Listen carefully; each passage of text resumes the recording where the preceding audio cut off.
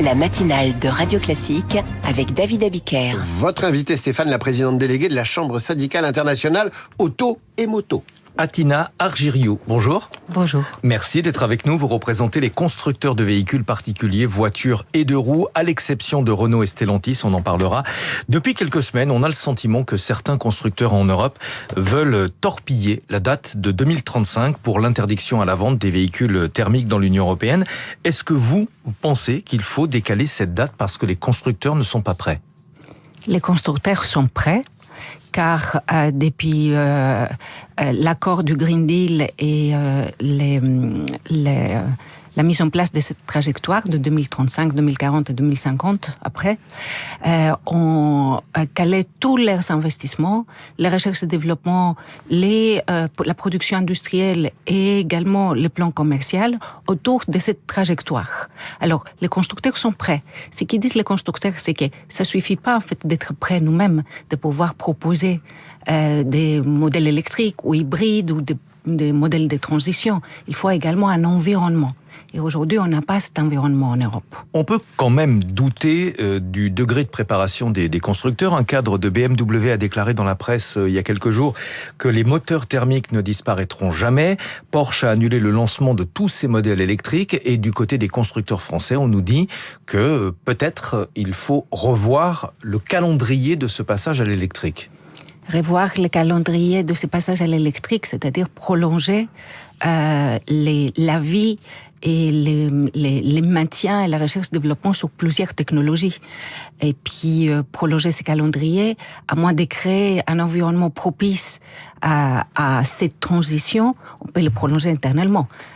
Il faut créer des conditions, et une des conditions, en fait, c'est d'avoir des politiques publiques uniformes et aussi volontaristes dans les 27 États membres. Mais vouloir maintenir cette date de 2035 alors que les constructeurs français disent que peut-être on n'est pas prêt, est-ce que c'est pas prendre le risque d'ouvrir notre marché à d'autres constructeurs, notamment chinois ?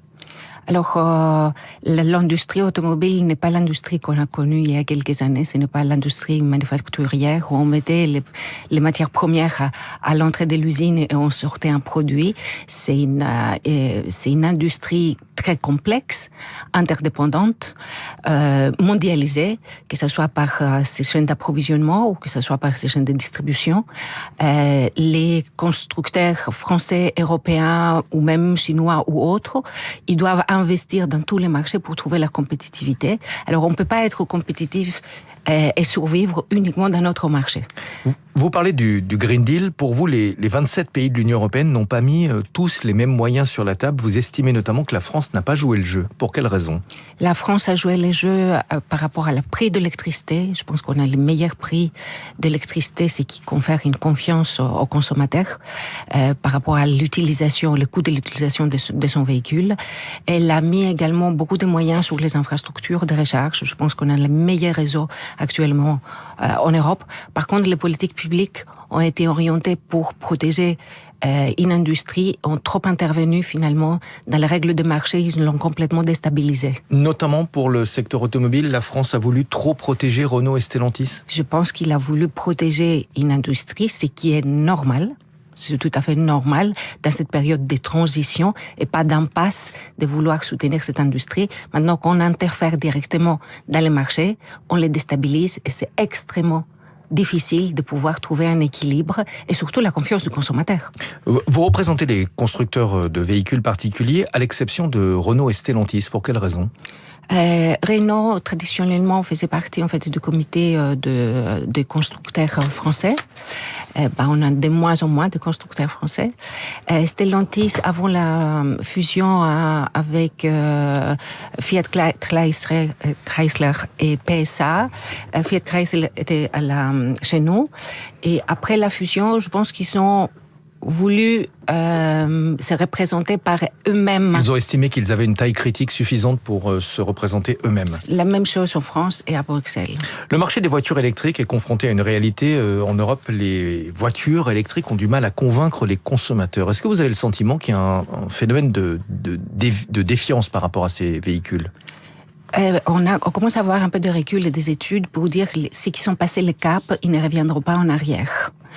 Il faut aussi rappeler que quand on met sur le marché un nouveau véhicule, ce n'est pas une question de motorisation. Il vient avec la connectivité, avec la sécurité, avec un confort qu'on ne trouve pas en fait dans d'autres générations de véhicules. Mais est-ce que les politiques publiques accompagnent suffisamment la transition du parc automobile ? En tout cas, l'expérience en France, elle est plutôt catastrophique. Pour quelle raison ? À grand regret, parce qu'on crée un climat finalement de méfiance autour de l'électrique à travers de politiques fiscales ou incitatives.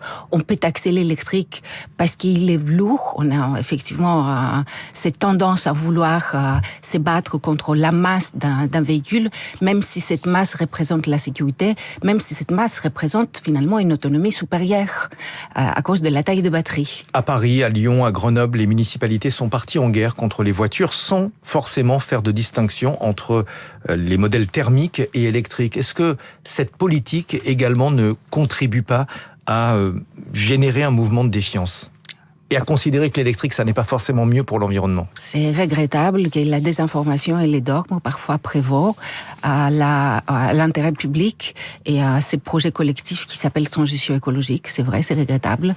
Nous, dans notre quotidien, on est là pour éclairer les débats publics et trouver les bons équilibres, mais la plupart du temps, on fait les gendarmes à la cohérence, à la bonne conformité, en fait, entre ce qui est décidé à Bruxelles ou en intérieur, y compris en fait, en plan constitutionnel, on est en procès avec la mairie de Paris sur les dernières mesures qui ont été prises. Elle n'a toujours pas répondu d'ailleurs. Aujourd'hui, il y a un sentiment de honte de posséder une voiture à Paris, même si c'est un modèle électrique. Vous le confirmez ? Je confirme qu'on a honte surtout aujourd'hui du moment où ça ne fait pas le consensus. Un dernier mot. Beaucoup d'industriels ont avancé sur la transition du parc automobile avec l'installation de bornes de recharge et d'infrastructures en général. Qu'est-ce que vont devenir ces investissements si on reporte la date de 2035 ? Ça, c'est un vrai problème, justement. Qu'on fasse des ajustements dans un projet aussi ambitieux et visionnaire, c'est tout à fait compréhensible. Mais de vouloir ouvrir le dialogue, ça représente beaucoup de risques aujourd'hui. Merci beaucoup d'être venu ce matin sur Radio Classique. Atina Argiriou, vous êtes présidente déléguée du CESIAM, la Chambre syndicale internationale auto et moto. Je peux vous dire que j'ai une voiture électrique et j'ai pas honte de rouler du tout. Mais vous êtes montré du doigt. Y compris avec ma voiture à essence, il faut quand même assumer certaines choses. Merci à tous les deux. Stéphane, à demain 6h pour la matinale de l'économie, à suivre les coulisses de la politique. Mais avant cela, Karine Dijoux. Et si nous parlions